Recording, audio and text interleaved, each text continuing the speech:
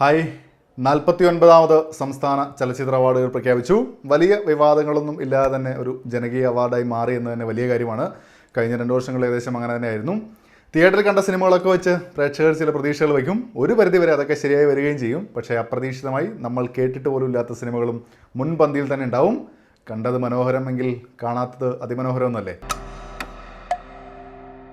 ജൂറിയുടെ പ്രസ്താവനകൾ വായിച്ചിട്ടുണ്ടോ? അല്ലെങ്കിൽ ഇപ്പോൾ കേൾക്കാം. കുട്ടികളുടെ 4 ചിത്രങ്ങൾ ഉൾപ്പെടെ 104 ചിത്രങ്ങളാണ് അവാർഡ് കമ്മിറ്റിയുടെ മുന്നിലെത്തിയത്. അതിൽ 57 ചിത്രങ്ങൾ പുതുമുഖങ്ങളുടേതായിരുന്നു, 3 സ്ത്രീ സംവിധായകരുടെ ചിത്രങ്ങളും. 3 കമ്മിറ്റികളുടെ മേൽനോട്ടത്തിൽ ചിത്രങ്ങൾ തിരഞ്ഞെടുത്തു. 20 സിനിമകൾ. ഈ സിനിമകളെല്ലാം ജൂറി അംഗങ്ങളും ഒരുമിച്ചിരുന്ന് കാണുകയും അന്തിമ വിധിയിലെത്തുകയും ചെയ്തു. ഇങ്ങനെയാണ് അവാർഡിലെത്തിയത്. ഈ ചിത്രങ്ങൾ പരിഗണിച്ചതിൽ കുട്ടികളുടെ ചിത്രങ്ങൾ എന്ന ലേബലിൽ കമ്മിറ്റിക്ക് മുമ്പാകെ എത്തിയ ചിത്രങ്ങൾ പലതും കുട്ടികളെ അഭിസംബോധന ചെയ്യുന്നത് ആയിരുന്നുമില്ല. അടുത്ത പോയിന്റ്. ബഹുഭൂരിപക്ഷം ചിത്രങ്ങളും സിനിമ എന്ന മാധ്യമത്തിൻ്റെ സർഗാത്മകമായ സാധ്യതകളെ ഉപയോഗപ്പെടുത്താതെ അലസമായ സമീപനം പുലർത്തുന്നവയായിരുന്നു. സാങ്കേതിക മികവ് പുലർത്തിയ ചിത്രങ്ങൾ ഉള്ളടക്കത്തിൻ്റെയും പ്രമേയ പരിചരണത്തിൻ്റെയും കാര്യത്തിൽ ഗുണനിലവാരം പുലർത്തിയില്ല. കഥാവികസനത്തെ തടയുന്ന രീതിയിൽ പാട്ടുകൾ ഔചിത്യമില്ലാതെ തിരികെ കയറ്റുന്ന പ്രവണത പ്രകടമായിരുന്നു. ജൂറിയുടെ നിരീക്ഷണങ്ങളെ ബഹുമാനിക്കുന്നു. പറഞ്ഞ 3 പ്രധാന പോയിന്റുകളും നെഗറ്റീവാണ്. എനിക്ക് തോന്നുന്നു കുറച്ച് കാലങ്ങളായി ജൂറി പറഞ്ഞുകൊണ്ടിരിക്കുന്ന ഒരു കാര്യം തന്നെയാണ് ഇവിടെയും പറഞ്ഞിരിക്കുന്നത്. പരാതി എന്തുകൊണ്ടാണ് മാറ്റപ്പെടാത്തതെന്നതും ഒരു വിഷയമാണ്. ജൂറിയുടെ അറിവിലേക്ക് ഒരു പ്രേക്ഷകന്റെ ചിന്തകൾ. ഇപ്പോൾ പ്രഖ്യാപിച്ചത് 49ാമത് സംസ്ഥാന ചലച്ചിത്ര അവാർഡാണ്. ഇതിന് തൊട്ട് മുമ്പേയുള്ള 2 വർഷങ്ങളെ കൂടെ ജൂറി ഒന്ന് നോക്കണം. ജൂറി അംഗങ്ങൾ വേറെ ആയിരിക്കാം, എങ്കിലും പ്രേക്ഷകരെ സംബന്ധിച്ചിടത്തോളം സംസ്ഥാന ചലച്ചിത്ര അവാർഡ് നേടിയ ചിത്രങ്ങൾ എന്നല്ലേ ഉള്ളൂ. 47ാമത് സംസ്ഥാന ചലച്ചിത്ര അവാർഡ് നോക്കുക. മികച്ച സിനിമ മാൻഹോൾ, സംവിധാനം വിധു വിൻസെന്റ്, സംവിധായികളുടെ അവാർഡും വിധു വിൻസെന്റ് തന്നെയാണ് നേടിയത്. മികച്ച 2ാമത്തെ ചിത്രം സതീഷ് ബാബുസേനൻ സംവിധാനം ചെയ്ത ഒറ്റയാൾ പാത. ഈ 2 സിനിമകളും വിവിധ അന്താരാഷ്ട്ര ചലച്ചിത്രമേളകളിൽ പങ്കെടുത്ത് ശ്രദ്ധേയമായ നേട്ടങ്ങൾ കൈവരിക്കുകയും ചെയ്തിട്ടുണ്ട്.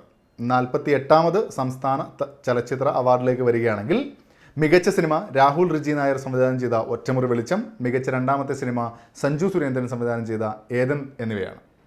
ഇതുകൂടാതെ നിരവധി അവാർഡുകൾ മറ്റു വിഭാഗങ്ങളിലായിട്ട് ഈ 2 ചിത്രങ്ങൾ നേടിയിട്ടുണ്ട്. ചലച്ചിത്രമേളകളിൽ പ്രദർശിപ്പിക്കപ്പെട്ടിട്ടുണ്ട്. നല്ല കാര്യം തന്നെയാണ്. പക്ഷേ പ്രേക്ഷകരെ സംബന്ധിച്ചിടത്തോളം ചില പ്രശ്നങ്ങളുണ്ട്.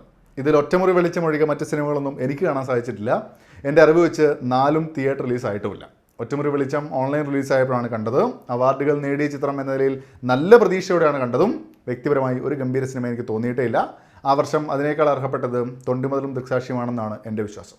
ഇനി ജൂറി നേരത്തെ പറഞ്ഞ കാര്യത്തിലേക്ക്. ഇതിനു മുന്നേ അവാർഡുകൾ നേടിയ ചിത്രങ്ങൾ പലതും പ്രേക്ഷകന് കാണാൻ സാധിച്ചിട്ടില്ല. ഇനി ഈ വർഷത്തെ അവാർഡുകൾ നോക്കൂ.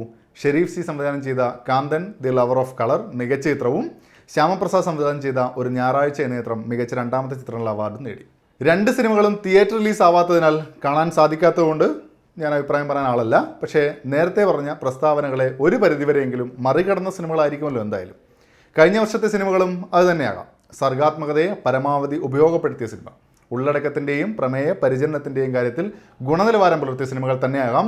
അപ്പോൾ ആ സിനിമകൾ പ്രേക്ഷകനും കാണാനുള്ള അവസരം ഒരിക്കലെങ്കിലും കാണാനുള്ള അവസരം ഉണ്ടാകേണ്ടതാണ്. സർക്കാർ തിയേറ്ററിൽ ദിവസത്തിൽ ഒരു ഷോ വെച്ചെങ്കിലും ഒരാഴ്ച കളിക്കാനുള്ള അവസരം ഈ സിനിമയ്ക്ക് കൊടുക്കേണ്ടതുമാണ്. അല്ലെങ്കിൽ കണ്ടത് മനോഹരം, കാണാത്തത് അതിമനോഹരം എന്ന നിലയിൽ ഇങ്ങനെ ഇരിക്കേണ്ടി വരുമെന്ന് മാത്രം. അടുത്ത വർഷവും ഇതേ പ്രസ്താവനകൾ വരാനുള്ള ചാൻസ് ഉള്ളതായിട്ട് കാണുന്നുണ്ട്. അപ്പോൾ ഇന്നത്തെ അവാർഡ് ചർച്ചയിൽ കണ്ട ആവേശമൊന്നും സിനിമ തിയേറ്ററിൽ വന്നാൽ ഉണ്ടാവില്ല. എങ്കിലും കാണാനുള്ള അവസരം സാധാരണ പ്രേക്ഷകനും ഉണ്ടാക്കിത്തരണം എന്ന അപേക്ഷയോടെ. കാരണം എന്താണെന്ന് വെച്ച് കഴിഞ്ഞാൽ ഇല്ലെങ്കിൽ നമുക്കറിയില്ലല്ലോ മികച്ച സിനിമകൾ എങ്ങനെയാണെന്ന്. പ്രേക്ഷകർ എല്ലാ കാലത്തും ഇങ്ങനെ അറിയാതെ പോകും എന്നുള്ളതുകൊണ്ടാണ് ഈ സിനിമകളൊക്കെ കാണാൻ സാധിക്കുമെന്ന് പ്രതീക്ഷിക്കുന്നു. എന്ന് ഒരു സാധാരണ മലയാള സിനിമ പ്രേക്ഷകൻ. നന്ദി, നമസ്കാരം.